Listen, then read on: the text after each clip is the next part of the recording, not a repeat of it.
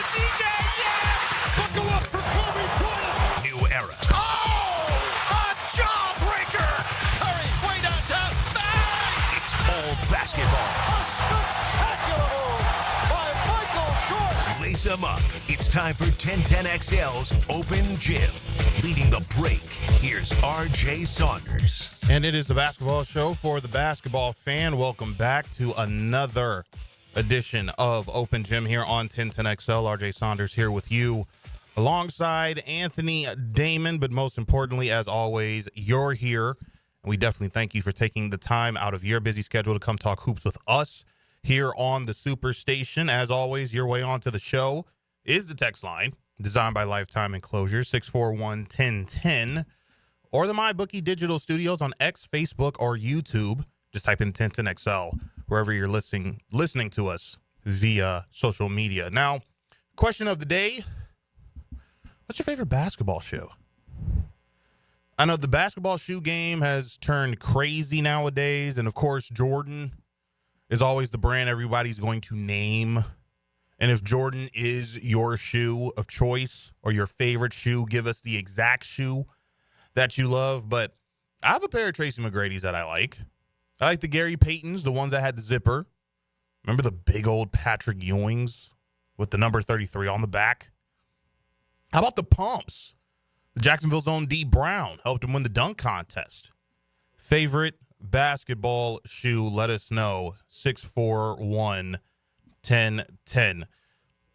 With that aside, let's get the show rolling with this. When things get ugly, how do you handle it? You get into that argument with your partner. You get into that argument with your boss. Do you walk away, kind of think about what you want to say? We'll speak on this another time because you don't want to say something that you can't take back. Do you try to handle it in the moment and say, I'm just going to agree to disagree? Or do you do what a lot of people do nowadays, where you are on social media, or you have to air your grievances out to your friends? They tell you you're right. They say that the other person is wrong. You go back, you confide, you reconvene. You still believe that you're right. You still believe that that other person is wrong, and vice versa. And reconcilable differences, you guys split up. You've seen this a lot in sports. For me, most notably, it's Shaq and Kobe. And we saw in the interview that they did that Shaq and Kobe were guys that they went through the media. Sometimes it got physical between the both of them. Sometimes it got very verbal behind closed doors. But in the end, they would say, we did it that way. But the result was we won 3 championships and went to the NBA Finals 4 times. But maybe could have handled a few situations better. And we've heard that from them separately. This Jimmy Butler and Pat Riley situation has now gotten ugly. And they are choosing a route, in my opinion, that I don't think either looks great. You have guys from 2 different schools of thought. Let's start out with Pat Riley. Old school. Back in my day. Played his basketball in the 60s. Coached through the rough 80s. The flashy 90s. And now has been in Miami for a couple decades now. And has created what we like to call the Heat culture. And either you're going to do it my way, or you can leave. We don't need you. And he'll send messages through the media. We saw this last year in the NBA playoffs. This is former head coach Pat Riley sending shots at Jimmy Butler after Miami lost in the first round of the Eastern Conference playoffs, basically saying, if you aren't playing in the games for us, stay quiet. You know, I've been involved in competition in the playoffs against certain opponents that turned into hate. You know, I mean, even since we've been here, you know, I hate to use that word, but the competition gets so tough that you don't like one another. And so we played Boston 4 times, I think, in the playoffs since Jimmy's been here. So, you know, you do develop some dislike for the other team. But, you know, for him to say that, you know, I thought, is that Jimmy trolling or is that Jimmy serious? If you're not on the court playing against Boston or on the court playing against the New York Knicks, you should keep your mouth shut. Now, give Pat Riley this. Throughout the time he's been in the NBA spotlight, we've seen changes in his aesthetic. In LA, the flashy guy, Mr. Hollywood, immaculate suits. Not a single strand of hair out of place. In New York, he still has the immaculate suits and the great hairstyle, but it seems that he's taken on the persona of a mob boss. And you saw that persona in his team in the Knicks when they would go head-to-head with the Indiana Pacers in the 90s. You get to Miami, it's more of this Miami Vice look, right? But it remains the same. His demeanor, old school, strong. That's who he is. And nobody's going to get in the way with that. Nobody's going to sink that ship that Pat Riley has built now in Miami. But he did go on Dan Le Batard this week, and when he says the Jimmy Butler situation and how he feels about it, how he's personally went about it, he has said, hey, maybe I could have handled things differently. Here's Coach. I would have handled it differently. There's no doubt, but I can. The players who want to express themselves in a way that is absolutely anti what my beliefs are in representing an organization, whether it's to grow a bigger brand, to make more money, to go out there that separates themselves a little bit from the pack. There's nothing you can do about that. The league wants it. Content is king. And I have found that out, that trying to keep the media out, the commissioner won't allow that. Access is what it's all about.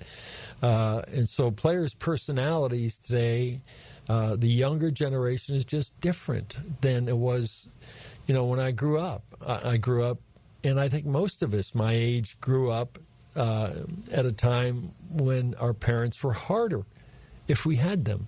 If we had what they would call the nuclear family, it was hard, but it was different. There was, even if it was a stone cold house, there was love there. And you had a place to go home every night, and there were two parents that cared about you, that provided for you, that maybe they didn't love you like you wanted them to love you, but it was different. And I'm not saying today's player is not that, but it was harder, and we understood that. And so I understand this generation of players and how they want to go about living their life. It's different. And I think he saw a lot of that with LeBron James. I think probably he felt that to me, that had to be the beginning of the guard where things are different. But he also had a guy in LeBron James who was this superstar of the NBA without an NBA championship. If you remember, what was the sales pitch to LeBron James via Pat Riley? He took his rings, he dumped them on the table. Gave you the Kurt Signetti. Google me. I win. Coming to the Miami Heat, you're going to win. We will show you how to win. On top of the fact that it is South Beach, and I know a lot of the NBA players love being in South Beach. And could you imagine what South Beach is going to be like during the NBA Finals? To my memory, I don't remember a lot of guys telling Pat Riley no when it comes to coming to his ball clubs in which he's been on. The only person that I heard in recent memory was Tracy McGrady said no. They wined and they dined him.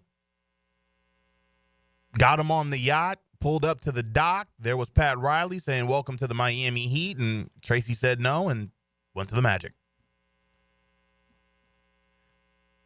It's a new day. It's a new age. Something that Pat, I believe he's strong in his stance. Although he's saying he would have handled things differently, I don't think he's sorry for the fact that Jimmy Butler is someone he cannot have on his team anymore. So let's enter in Jimmy Butler. One thing I will never forget what he said. He was on the Knuckleheads podcast with Darius Miles and Quentin Richardson. He said, I don't want to go back to Tomball, Texas. It was a hard life for me. I've been the underdog, even when I got to the NBA. Now you look at this guy, he's become an all-star. Took a Miami Heat team that before him, nobody was really coming after the departure of the Heatles. He probably looks at the situation in Miami and he says, listen, I took, not for lack of a better term, dormant organization, but I've taken a franchise where I said I wanted to go. I've taken you to 2 NBA finals. I should be able to say I've gained power in this organization to where if I am asking for help or if I'm asking for this thank you contract, which is maybe my last contract, maybe it isn't, but I would like to retire a member of the Miami Heat, but you should pay me accordingly due to what I have done for you. Mark Cuban did it in Dallas with Dirk. The Lakers did it with Kobe in Los Angeles. And I'm one to tell you, 2 years, $50 million for Kobe Bryant at that time, coming out of a torn Achilles injury and also a torn rotator cuff, maybe not the best decision in the world. Pat Riley is probably looking at this guy and saying, listen, I feel that we have help here and an all-star player in Bam Adebayo. At the same time, you want us to pay you, you're 35. I'm not going to pay you what you think your market value is worth. And what have we seen with Jimmy Butler in Chicago, Minnesota, and Philadelphia? If he doesn't get his way and he sees that writing on the wall, on top of what Pat Riley said last year about keeping your mouth shut, it's now time to announce that I want out. Here's Jimmy Butler just a few weeks ago requesting a trade from the Miami Heat publicly. I want to see me get my joy back from playing basketball. And wherever that may be, we'll find out here pretty soon. But I want to joy back. I'm happy here, off the court, but I want to be back to somewhat dominant. I want to hoop, and I want to help this team win. Right now, I'm not doing that. Can you get your joy back here on the court? Probably not. So now it's time to split this thing up. The question is now for Jimmy Butler, where does he go? Brian Windhorst already saying that teams are not giving out their best deals for Jimmy Butler. Bradley Beal maybe would waive his no-trade clause. That's coming from via Chris Mannix of Sports Illustrated. But Miami is saying we don't want Bradley Beal and the money that he has on his contract for the next 2 years. We don't want that. So teams may be reluctant to give Jimmy Butler an opportunity because they may see the same thing Pat Riley does. If this guy does not get his way, he'll start talking through the media. If you've seen a couple of his Instagram posts that have been posted on Twitter and on other NBA accounts via YouTube and places like that, it's almost like he's trying to blame this on Pat Riley. Everything would be fine if you weren't cutting me down either behind closed doors or that of publicly. What did he say to the guy at the coffee shop? If you saw that, see, I gave you a compliment. See, that's what a boss is supposed to do. You're supposed to build your guys up, not tear them down. Who's that shot being thrown at?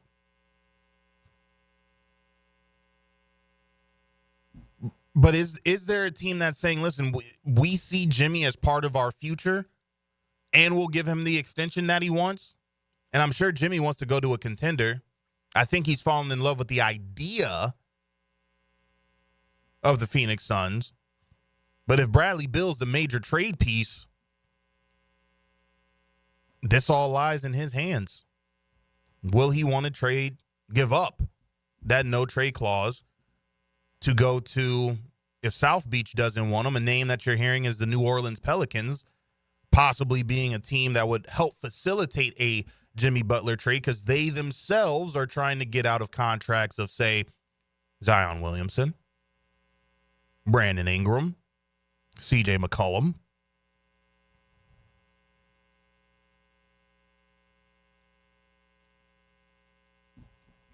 And then you have this other side with Pat Riley, with a guy like Gilbert Arenas, who believes that Pat Riley is trying to make himself bigger than the players. And if he's won the championships, or championships have come via Miami, it's because of his tutelage, him understanding the game, him getting the right players, him convincing the right players to come to Miami to win a championship. He convinced Shaquille O'Neal to take less money to bring in more guys so they could defeat Dallas.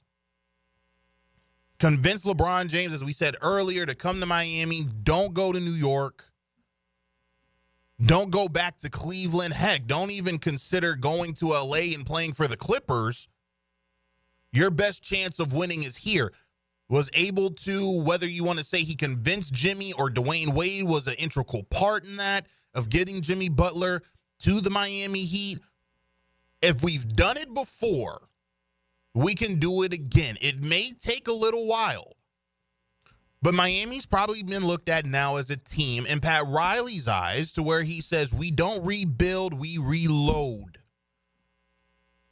But you do have a guy in Gilbert Arenas who has said, listen, if it weren't for those guys, you yourself wouldn't be looked at as the guy that we revere so much in the NBA, stemming back from your days in LA. How true is that? Left up to conjecture. I'm willing to hear arguments on both sides. But unfortunately, now this is the final chapter. Does Jimmy get traded before the deadline? I don't know. And he still has $50 million left that he can opt into at the end of the year. So could this be a 2-year process between Jimmy Butler and the Miami Heat? Because I just don't know if Jimmy Butler is going to give up $50 million and saying, I want out of Miami that bad. But this has now gone through the media. And I'm sure they've had closed-door conversations, and Pat Riley is a guy who will acquiesce to your demand or your request of not wanting to be in Miami anymore. But as Jimmy Butler hurt himself in all this is a bigger question as well. This is now going to be the 4th team that you have now pounded the table and said, I want out. What do you make of this situation? 641-1010. Also, let us know what your favorite basketball shoe, is at 641-1010. When we come back, the Orlando Magic welcome Paolo Banchero back to the lineup. What does his return to the team mean as they await the return of Franz Wagner and they make a push towards the NBA postseason? We'll talk all that and more with Ryan the Hacker Green next on 1010XL and 92.5 FM. Spend lunchtime with the ladies. Hey, where's your sense of adventure? They don't cook, but they serve up spicy sports talk. Sure, it's on the menu. Helmets and heels. That is a meal. Switched on by First Coast Lighting and Fans on 1010XL. Bueller Air and Plumbing presents Are You Cool? Today's contestant, a professional stamp licker from Jacksonville, Florida, meet Martin Celery. Oh, gosh. I can't wait to play, Bob. Well, let's move things along. Tell him what he's won, Johnny.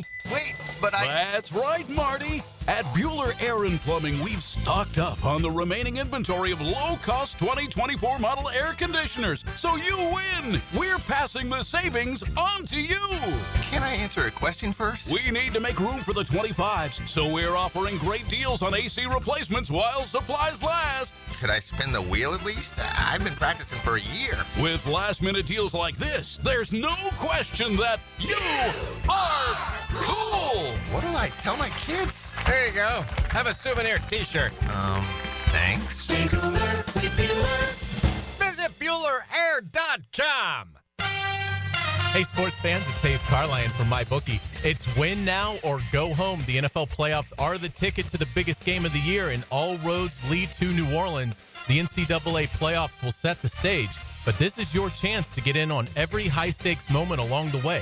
Your road to New Orleans starts now with MyBookie. MyBookie is the ultimate destination for bettors who want more. Whether you're backing the underdogs or riding with the favorites, every drive, every touchdown, every moment is an opportunity to win big.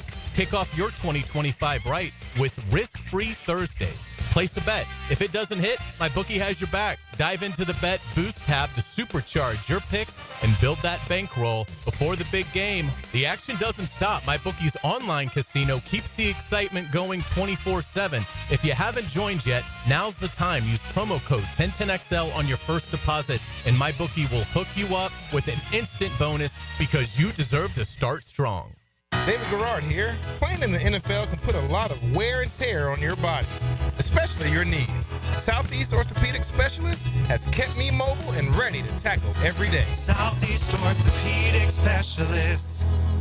David Garrard here. I've had the PRP treatment from Southeast Orthopedic Specialist, and my knees are really doing well. Platelet-rich plasma treatment may be the answer for whatever is hurting you. Southeast Orthopedic Specialist. 1010XL is presented by Farah & Farah, exclusive injury law firm of the Jacksonville Jaguars. Protecting you and your family. Call 396-5555. Jacksonville. Now, another great guest on the Garber Auto Mall phone line. Hello. We can wiggle it. Our next guest is a diehard Orlando Magic fan as well as one of the pillars of 1010XL. I'm proud to call him a friend, as I think I've produced about every show that he does throughout the year on 1010XL, whether that be Friday Night Lights, Fifth Quarter, or even XL Primetime when he was on XL Primetime. He's now the host of Hacker After Dark here on the Superstation. He's Ryan the Hacker Green, joining us here on Open Gym. Hacker, how are you? RJ, I'm good, buddy. How are you? Doing good and glad to have you on the program. Got to ask you this question, though, before we talk about the Orlando Magic. Someone on the text line has said that we need to push for an NBA team here in North Florida. Would that be something you'd like to see one day? Oh, I'd love it. I'd love it. I think there's an NBA fan base here in Jacksonville. I mean, I do a lot of NBA talk on my show. Obviously, you have an NBA show here on 1010XL on Saturdays, and I do think there is an NBA following here. I would love to see something like that happen. Of course, my one true love, though, is the Orlando Magic, so I'm not sure how loyal I would be to a new Jacksonville franchise, but I would certainly love to see it. Absolutely. I would love to see a team in Jacksonville here, too. Also, let us know on the text line designed by Lifetime Enclosures if you would like to see a team here in Northeast Florida. So, Paolo Banchero returned to the lineup for Orlando yesterday against the Milwaukee Bucks. But before we get to him, you and I, we had many talks when we saw Paolo go down. We also saw Franz go down, Jalen Suggs, and others. However, through all of that, the team has still been able to stay afloat. They're now fifth in the East after their loss to the Milwaukee Bucks. But what have you thought of the group staying together when other teams, if they would have had these types of losses, may have folded early on? I mean, an incredible job by Jamal Mosley, the head coach. I mean, it is nonsense, the amount of injuries Orlando has had. When you take into account Banchero, you take into account Franz Wagner, Suggs now, Wendell Carter missed 12 games, Gary Harris has been in and out of the lineup, Jonathan Isaac has missed some time, Anthony Black has missed some time. I mean, it is absolutely crazy the amount of injuries and games missed that this team has had, not to role players, but to their best players. And yet, despite all that, they're still 4 games above 500. Guys are going to start coming back, obviously, with the exception of Mo Wagner, which is just a devastating loss. He might have been the 6th man of the year in the NBA. He had the torn ACL. He's gone, but everybody else will come back at some point. You saw Paolo come back last night. How about this? Paolo hadn't played in 71 days, and he comes back with 34 points last night against Milwaukee, which was very encouraging. Yeah. But, yeah, the amount of injuries has been crazy, really league-wide, but particularly with the Magic, and the fact that they've kept their head above water is a testament to this coaching staff. He is the host of Hacker After Dark here on 1010XL and 92.5 FM. Ryan the Hacker Green joining us on Open Gym. How bad did the Magic need Paolo back? Oh, my gosh. I mean, look, they've been winning, RJ, with defense, man. I mean, you know that. Now, their defensive effort has been superb, and that's why they've been able to stay above 500. But let's be honest, without Paolo and without Franz for the last 5 weeks, You're relying on Anthony Black, who's in year 2. You're relying on Jett Howard getting big minutes. Cole Anthony now has been in for an injured Jalen Suggs. Nothing against these guys, but why did they draft Jalen Suggs? Because they obviously weren't happy with the job Cole Anthony was doing. Right. So you're having to replace your all-star caliber guys with essentially role players, guys off the bench. To their credit, Anthony Black has been superb. Tristan da Silva might be the best rookie in basketball. He's in the conversation. No one's talking about him because it's not trendy to talk about the 18th pick in the draft from the Orlando Magic, but he's been fantastic. So the Magic have been very lucky that guys have stepped up. And what I'm really interested in, RJ, is you saw Paolo back last night. When they get Franz back, when they get Jalen Suggs back, if Da Silva and Anthony and Anthony Black and all these guys continue their play, my goodness, how good this team could potentially be when back at full strength. Well, let's go a little bit deeper in with that, because I do talk about with those guys being out and you saw what the others were able to do in their absence. I do believe that has to be a huge confidence boost for those guys, and also for Paolo, Franz, and Jalen when they get back to say, hey, listen, we can trust these guys in a big spot. Do you believe it was kind of a blessing in disguise to see the team play so well despite having their 3 franchise cornerstones out the lineup? I think that's more of a conversation, and I hear you, don't get me wrong. I think that's more of a conversation like in mid-March, like 2 months from now when everybody is back. Because keep in mind, you watched the game last night, they're still kind of in the midst of this. I mean, Paolo's back, but there's still no Gary Harris. There's still no Franz Wagner. There's still no Jalen Suggs. I mean, Paolo was out there in crunch time last night with Caleb Houston and with Tristan da Silva and with Jett Howard. So, I mean, the reason Paolo had to score 34 is because he had to score 34. They didn't really have anybody else doing very much. But, no, I agree. When Franz Wagner's back and when Jalen Suggs are back, then I think you really could be able to see the depth of this team and how much maybe a blessing in disguise this actually was. Ryan the Hacker Green, the host of Hacker After Dark on 1010XL and 92.5 FM, joining us here on the program. So when you have a fully healthy Orlando Magic bunch, what chance are you giving them against those top 3 squads out east, Boston, Cleveland, and New York? And maybe I should also throw Milwaukee in there. You were in a dogfight with them last night, but when you look at those top 3 teams, which I feel there are going to be many individuals across NBA circles that believe it's going to be a dogfight between those 3, and if Orlando's going to get to the Eastern Conference Finals, they're going to have to at least beat one of those teams. Once we see this team fully healthy, I understand Mo's not going to come back, but what chance are you giving them against those elites? I think there's a legitimate conversation, RJ, when Orlando gets all their guys back, that they're the 3rd best team in the East. I still don't know if I would put them where Cleveland is. Cleveland's playing out of their mind. I think Boston, even though they're struggling now, they'll obviously turn it on come the postseason. But I think when Franz Wagner, Jalen Suggs, Paolo Banchero, KCP, Wendell Carter, go on down the line, when Orlando has their full arsenal, I think they're probably the 3rd best team in the East. I would take them in a 7-game series over the Knicks. The Bucks don't scare me at all. The Bucks won a game last night against Orlando. Milwaukee is as fully healthy as healthy can be. Dame Lillard played great. Giannis played great. And Orlando is wounded, and that's an understatement. And Milwaukee had to survive 109 to 106. If Franz Wagner and Jalen Suggs and Gary Harris are out there with the other guys, Orlando's better than Milwaukee. So I'm not scared about the Bucks at all in a 7-game series. I think Orlando could beat the Knicks in a 7-game series. I still have questions as to whether they could beat Boston or Cleveland. So I would put Orlando 3rd in the East when they get all their guys back. I understand the great job in which Kenny Atkinson is doing over there in Cleveland, currently the number 1 seed in the Eastern Conference, and really shaping up to be that they'll stay the number 1 seed in the Eastern Conference once we get to the playoffs. But, Hack, am I crazy to think that Jamal Mosley should be the coach of the year this year? Jamal Mosley should absolutely be the coach of the year. Kenny Atkinson's done a great job.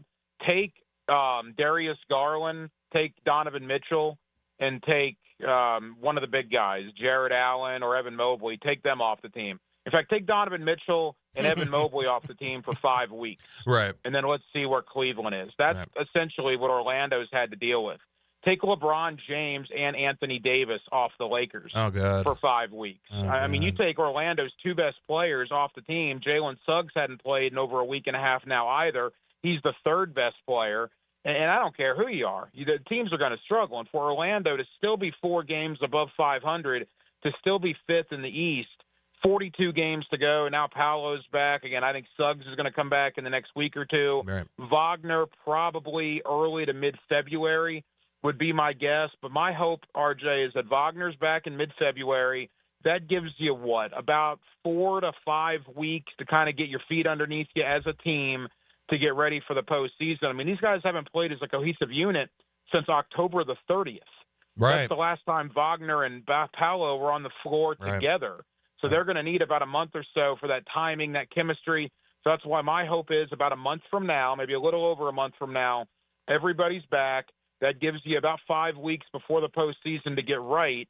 And if that is the timeline, if that does indeed happen, I think Orlando at minimum gets into the second round. And I got to tell you, too, I would probably pick Boston in a 7-game series, RJ. But you know as well as anybody, man, there's something to be said about matchups. Oh, yeah. And for the last couple of years, Orlando has just matched up well with Boston, and that would be a fascinating series to see what would happen. Certainly a sleeper team within the Eastern Conference, and a lot of us here in Florida that are Orlando Magic fans understand that. Hopefully the rest of the NBA will, too, once we get towards the postseason. Final couple of moments with Ryan the Hacker Green. He is the host of Hacker After Dark here on 1010XL. Want to get to a couple of trade rumors, trade ideas, and get your thoughts on them. I saw Sam Amick come out with, this trade rumor that the Orlando Magic may be interested in the services of one De'Aaron Fox from the Sacramento Kings. Hack, I got to be honest with you. As much as I love him as a player, I don't think that is a guy that the Orlando Magic needs. You have your franchise cornerstones, and they have played really well together, and they've done enough to show you that this is going to be the team of the future. And probably in the next few years, they're going to be doing damage to the league the way that OKC is doing damage to the league. But if you were in the front office with Jeff Weltman and Anthony Parker and company, would you entertain the idea of acquiring De'Aaron Fox? I mean, obviously it would be about the cost. I'm not sure if it's the one you're referencing, but I saw one that had the Magic sending, I think it was Tristan da Silva, Cole Anthony, Wendell Carter, and like 3 firsts to Sacramento for Fox. And I'm thinking, wow, that's a lot. I mean, keep in mind, Orlando has 2 first-round picks in the 25 draft. They have their own pick, and they have the Denver pick. Right. So you're going to have 2 more first-round picks. They're going to enter this roster come next year. Fox maybe not.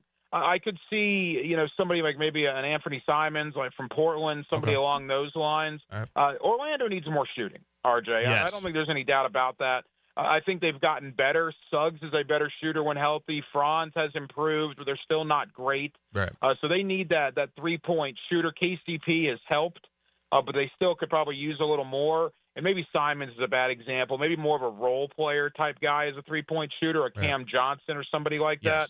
But if they could find a 3-point specialist, I would love that. But I don't want to trade the farm for a guy like Fox when he would probably be your third option behind the guys you just paid in Paolo and Franz. Well, this was the last question that I was going to ask you. Would your focus be more towards that of the fact that you need possibly another 3-point shooter? I mean, you have Jet Howard and KCP, Gary Harris, Cole Anthony, and Spurts has been a valuable 3-point shooter for this ball club, but they don't consistently throw rocks in the ocean to where they're able to give guys like Paolo and Franz the 3-point shooting that they need to where they're going to be able to drive the lane, because those guys are opening so much space for them by knocking down the 3-point shot. So would your focus be more towards that of acquiring another 3-point shooter for this ball club getting into the second half of the year?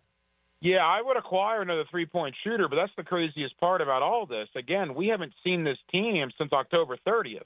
We don't really know what KCP would look like out there with a healthy Paolo and a healthy Franz on the court together. We don't know what Tristan da Silva would look like with a healthy Paolo and a healthy Franz together. So there's a lot of unknown when it comes to Orlando because of all the injuries that they've had. But what I've seen through 40 games and what I anticipate is they're a better shooting team than last year because they lost that Cleveland series in Game 7 because they couldn't make any threes. I mean, let's just be honest. That's what it was. And I think KCP helps that. I actually think De Silva helps that. And I think Franz and Paolo are better. I would add one more guy, but again, we really don't know what this team looks like with a fully healthy roster, so the unknown about all of it still gives me a little bit of pause. There's a lot of questions with the Orlando Magic going into the second half of the year. Health, of course, being one of them. Three-point shooting may be another one of them, but with Paolo coming back, certainly that is one answer that we have when it came to the big question of when he was going to come back, how was he going to look. And we've had more questions answered with our guest, Ryan the Hacker Green, host of Hacker After Dark. You can hear weeknights on the Superstation 1010XL and 92.5 FM. Hack, always a pleasure to talk Orlando Magic basketball with you on the radio side. We normally have these conversations behind closed doors, but to be able to give it to the listeners, always a pleasure. Thanks again. RJ, I love this show. I've told you that. It's a long time coming for you. You do an absolutely terrific job as a producer, and I love the fact that you're getting the chance to be a host. Take care, man. I'll talk to you soon. There he goes. Ryan the Hacker Green, Hacker After Dark, die-hard Orlando Magic fan. I loved what I saw from Paolo Banchero last night in his first game back. And I believe that they were going to put him on a minutes restriction. I think Coach Brian Hill was saying it was going to be 25 minutes. He played 2 extra minutes. 34 points in 27 minutes. My goodness. And it just seemed the trajectory he was on those first 5 games of the year, it was going to be trouble for the rest of the league, and it could still spell trouble. You heard Hacker say it. We still have about 40 games left, plus the All-Star break. And Franz is still supposed to be making a comeback. Jalen Suggs supposed to be making a comeback. And you're 5th in the East? And Paolo hasn't played since the 30th of October. Here we are, January the 11th. This is going to be a team that I feel is a sleeper, an unfair sleeper, due to the fact of the injuries in which have been sustained with the Orlando Magic. The 828 saying Tristan's definitely been hooping. Didn't expect that from him. I didn't expect it that early because you had Paolo Banchero. I didn't know where the minutes were going to come from for Tristan da Silva. He played great in the Summer League in Las Vegas, but I just thought, he'll be back and forth between the G League. Has certainly paid dividends for this Orlando Magic bunch and is one of the guys in which I feel this helps tremendously for the Orlando Magic once we get towards the back half of the year and into next year. You know what you have because you've seen the tape. You've seen what he can do on the floor. Now you just have to see what he can do on the floor when you have Paolo and Franz on there together. That's going to be the question that we want answers to. But in terms of whether or not he can play, I don't think that's a question anymore with the rookie. In the new 2K game, I moved Orlando to Jax. That's from the 727. Could we have a team here in Jacksonville? Would you like to have a basketball team in Jacksonville? What would be the name of the team in Jacksonville if we had an NBA squad? I would love it. I'd go to a lot of games. But, of course, I'm a diehard NBA fan. What say you, basketball fan, whether casual or diehard like me? Would you want a team here in Northeast Florida? Let us know. 641-1010. Now, the NBA on TNT, are they helping with the branding of the NBA? Have they caused a dent as to how we look at and react to today's game? Well, we'll discuss that next with Jason McIntyre of Fox Sports right here on 1010XL and 92.5 FM. Bueller Air and Plumbing presents Are You Cool? Today's contestant, a professional stamp licker from Jacksonville, Florida, meet Martin Celery. Oh, gosh. I can't wait to play, Bob. Well, let's move things along. Tell him what he's won, Johnny. Wait, but That's right, Marty. At Bueller Air and Plumbing, we've stocked up on the remaining inventory of low-cost 2024 model air conditioners. So you win. We're passing the savings on to you. Can I answer a question first? We need to make room for the 25s, so we're offering great deals on AC replacements while supplies last. Could I spin the wheel at least? I've been practicing for a year. With last-minute deals like this, there's no question that you are cool. What do I tell my kids? There you go. Have a souvenir t-shirt. Thanks. Stay cooler with Bueller. Visit BuellerAir.com. Making a difference in our community for 2025? Paul Martinez here, President and CEO of the Boys and Girls Clubs of Northeast Florida. The Boys and Girls Clubs offers a safe environment to youth every day with homework assistance, a hot meal, career readiness, and character and leadership programs. 57% of club alumni say the Boys and Girls Club saved their lives. Help us grow our outreach as we serve the kids in our community throughout our 59 clubs. Go to bgcnf.org to donate and learn more. Blue here for the Blue Crab House, located right off of San Jose. It's on Jewington Creek Road. They've been around since 1996. Indoor-outdoor dining. Also, takeout is available at the Blue Crab House. Open 4:30 to 9, Tuesday through Saturday. Sunday, noon until 9. Remember, Tuesday, $2 margaritas. Wednesday, $1 oyster night. How about the blue crabs? How about my personal favorite, the Canadian snow crabs? Whatever it is that you fancy, you get it right there. The Blue Crab House. Hey, sports fans, it's Hayes Carline from MyBookie. It's win now or go home. The NFL playoffs are the ticket to the biggest game of the year, and all roads lead to New Orleans. The NCAA playoffs will set the stage, but this is your chance to get in on every high-stakes moment along the way. Your road to New Orleans starts now with MyBookie. MyBookie is the ultimate destination for bettors who want more. Whether you're backing the underdogs or riding with the favorites, every drive, every touchdown, every moment is an opportunity to win big. Kick off your 2025 right with risk-free Thursdays. Place a bet. If it doesn't hit, MyBookie has your back. Dive into the Bet Boost tab to supercharge your picks and build that bankroll before the big game. The action doesn't stop. MyBookie's online casino keeps the excitement going 24/7. If you haven't joined yet, now's the time. Use promo code 1010XL on your first deposit, and MyBookie will hook you up with an instant bonus because you deserve to start strong. Millions of Americans take medicine like Ozempic and Zepbound. Many of them are overpaying by thousands of dollars a year. These GLP-1 medications for diabetes, weight loss, and more may not always be covered by your insurance, but GoodRx can help. GoodRx helps you save every month on prescriptions at over 70,000 pharmacies nationwide. Best of all, it's free to use. Check GoodRx to save on GLP-1s. Just go to GoodRx.com/GLP. That's GoodRx.com/GLP. GoodRx is not insurance, but can be used instead of insurance, including Medicare and other federal and state-funded programs. 1010XL is presented by Farrah & Farrah, exclusive injury law firm of the Jacksonville Jaguars. Protecting you and your family. Call 396-5555. Jacksonville. Now, another great guest on the Garber Auto Mall phone line. Hello. We can wiggle it. So here's what makes our show so special here in Jacksonville. Even when our next guest says, I'm normally hooping during the time your show is on, or I have other priorities going on while your show is going on here on the East Coast, I'll still come on the show, though. I'll make time for you.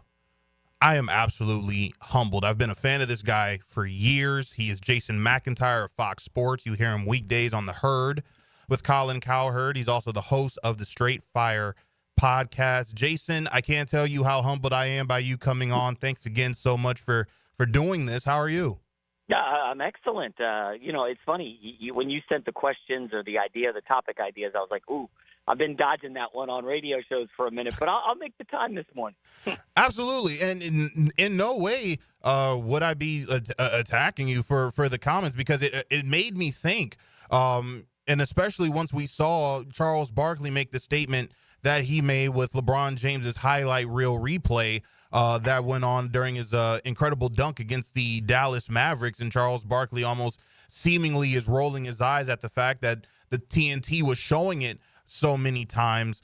Have you felt personally that what TNT has done, let's just not even say this year, but over the last few years, has kind of hurt the NBA in terms of the product and in terms of not diehard fans like me and you, but the casual fan that they want to be able to reel in. It's hurt getting those eyes on the television because of what you hear guys like Barkley and Shaq say.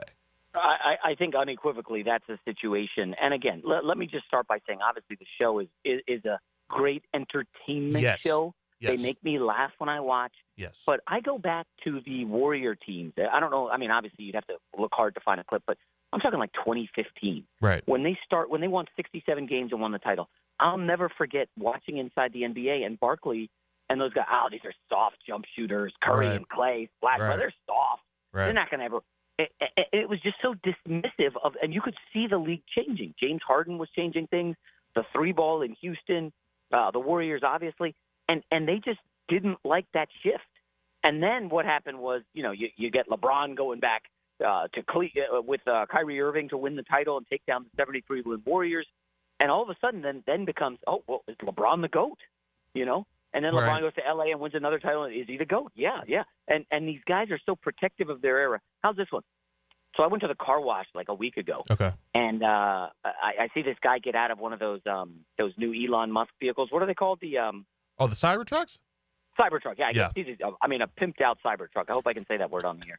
Anyways, and it turns out it's Brian Shaw who's coaching the Clippers. He's like an assistant coach. Yeah. So of course, you know me. I'm a talker. As my son likes to say, I'm a D1 yapper. So I go right up to Brian Shaw. I'm like, hey, man, what's up? Blah, blah, blah, Clippers, Lakers. And then I start asking questions about this whole Barkley stuff. And I go, yeah, I'm Jason Monroe, which is what Barkley called me because he didn't know my name. And Shaw, oh, you're that guy. And we start talking, and it was cordial and friendly. But these older guys are very dismissive of the current product. They really think 90s basketball and early 2000s was the greatest thing ever. And listen, you were probably growing up in that era, remembering how at the time it was great, but I don't know, do you really feel like the product now is better? I look at the players, Anthony Edwards, all these guys, I feel like it's great, and all I see on TNT is, these guys stink. Houston Rockets might be third in the West, but they can't win anything. They're nothing good. Right. The Lakers they're sixth in the West, but no, they're terrible. They're not winning. Like, what are we doing? When you turn on football pregame shows today, you will see plenty of talk, and I get it. People want authenticity. I get that. But a constant stream of negativity about the league, that's all I see on Inside the NBA. And I just don't get it. I don't get it either. And I do believe that the NBA, in terms of branding, they used to have great branding where you used to see like the NBA where amazing happens. They had those commercials playing on loop. They also had that tagline of the NBA, I love this game. I wonder what happened with the NBA in terms of taking that away. I do want to ask this question to you, though, as a diehard basketball fan, as you've always said constantly on Colin Cowherd's show or with your great show, the Straight Fire Podcast, do you believe aesthetically there's an issue with today's game, or is it just the young guys, the get off my lawn old guys really trying to protect their eras, like you said? I think it's a little of both. Protect their eras is a big thing, but people, for whatever reason, don't understand math. Can I say that without sounding like a jerk? I mean, right. If you go play pickup basketball right now, right, anywhere, or if I coach my kids in the youth league, right. Listen, man, I'm okay with you guys jacking some threes. Obviously, we can't jack a million, right, because we're youth players. Right. But these NBA guys, I go to a game before warm-ups, and I come out and watch these guys and they're casually going 25 for 30 from three in warm-ups, just casually. And I'm not even talking like a starter. I'm talking like guys on the end of the bench, and it's like, right. The skill level and talent is absurd. I wonder, you might be onto something with the marketing. I forgot about that. They've really stopped doing that, and I wonder if it's because if you look at social media, the NBA culturally dominates. Okay? Yes. I'm talking, NFL is nothing on social media compared to NBA. It's not even close. Go look at LeBron's followers, whatever that's worth. Yeah. It's more than like the top 10 guys in the NFL combined. Without question. Patrick Mahomes has like 3 million followers on IG. I mean, Jalen Green might have that many, right. Or someone on the Rockets or Paolo Banchero. It's crazy how popular online NBA is, but the ratings don't match. So, of course, people are going to go after it. But, I mean, go look on social media. Go look how many followers he's got. Jared McCain is bigger on TikTok than I'm pretty sure any current NFL player by a mile. A rookie. Right. You know? Right.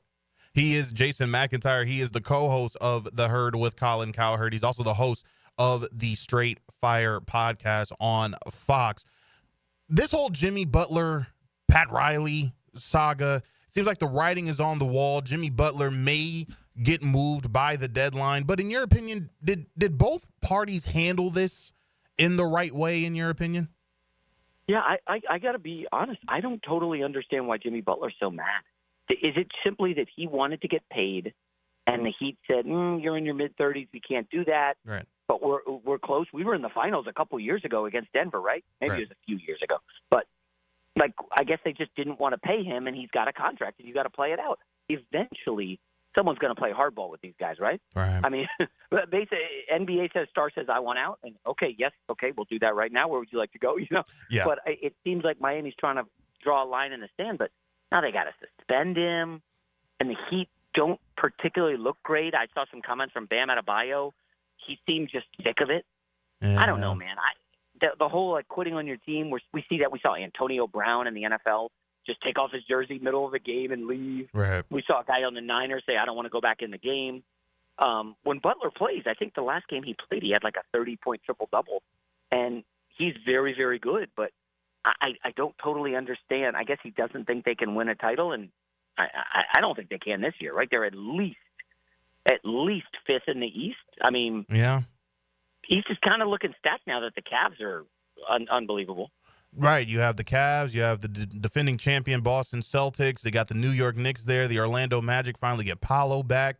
Seems like the Milwaukee Bucks are definitely going to be in the mix once again within the Eastern Conference. Definitely going to be hard for a team like the Miami Heat to be able to accomplish what they did just a few years ago, going to the NBA Finals, going from the East Coast to the West Coast. First off, happy that you and your family and your loved ones are safe during this crazy time in Los Angeles. But want to talk about my team, the team I grew up watching, especially when I was in Los Angeles, the Los Angeles Lakers. To you, do they need to make one more move this season to be looked at as a serious team out west? Not a contender, but a serious team out west, or does it not even matter? That's a great question. I'd like to see a little more of them with Dorian Finney-Smith. Again, they're top 8 in the West right now. I know they had 2 games canceled this week due to the fires. Right. But ultimately, other than OKC as a great regular season team, do you think LeBron is scared of OKC in the playoffs? I don't think so. I mean, they lost to Dallas in what was a pretty good series. Right. But I don't think Dallas is afraid of OKC. Like, again, OKC, much respect to them. Chet Holmgren's coming back. Mm-hmm. They're clearly the best regular season team. I just wonder if there's a whiff of those old Houston Rockets teams that just overwhelm people, or Lamar Jackson's Baltimore Ravens. Like, in the playoffs, can they get it done? I don't know the answer to that. Well, we did see a great game between OKC and Cleveland the other night. Oh, yeah. And it seems to me OKC and everyone else, in my opinion, in the West, although I will admit that, I think because they don't have that much of playoff experience, LeBron James is probably not as scared. Maybe Kyrie Irving and Luka Doncic not as scared either, because that was one of the teams that they beat last season to progress in the NBA playoffs. And then out east, we talk about it being a 3, maybe a 4-team race. But the game that we saw the other night between OKC and Cleveland, in your opinion, a preview of Game 1 of the NBA Finals? Oh, I can't get there yet. Okay. I know the game was incredible. Right. And both teams look outstanding, but I think we've been watching the NBA long enough to know that some of these veteran teams probably aren't going 100,000% all the time in the regular season. Right. And I don't want to hear like, oh, come on. Like, the Kansas City Chiefs took their foot off the gas for most of the season. And now, guess what? In December, close to playoff time, the Chiefs, wait, they're blowing people out? Right. Maybe this is a good team. So I do think I think the Nuggets are not going all out. They know you got to rest your guys for the long playoff run. Right. The NBA playoffs, to get to the finals, you might have to win. You might have to end up playing like 21 teams right. to get to the finals, right? Right. Oh, no, it's definitely going to be a crazy second half of the year. Let's see which teams in the Western Conference as well as the Eastern Conference start making those matchups and start making that a priority in terms of... Who do you have going to the finals as of now? As of right now, I like OKC. I really don't know who's beating Boston. I don't know. But I would not be surprised, as you said, I would not be surprised if a team like the Oklahoma City Thunder flame out just due to the fact that they do not have that playoff experience as of yet. And the regular season is certainly different from that of the NBA playoffs. Yeah. Jason, I have to tell you, man, this was a pipe dream for me to have you come on my program. Been a fan of yours for years. You do great things at Fox with Colin Cowherd and the Straight Fire podcast. Don't be a stranger. Certainly, let's do this again before the year's out. Sounds good, man. Thanks for having me. There he goes, Jason McIntyre of Fox Sports. No defense, the 716 says. That's what's making the game kind of meh. Can't disagree. But again, they're not trying to come after me, right? I mean, I've been an NBA fan since a stork dropped off my body at my parents' house. That's where babies come from, right? They're trying to get the regular NBA fan. That's going to do it for us here on Open Gym. We'll get more into this subject about the NBA and their branding issues, if they have any.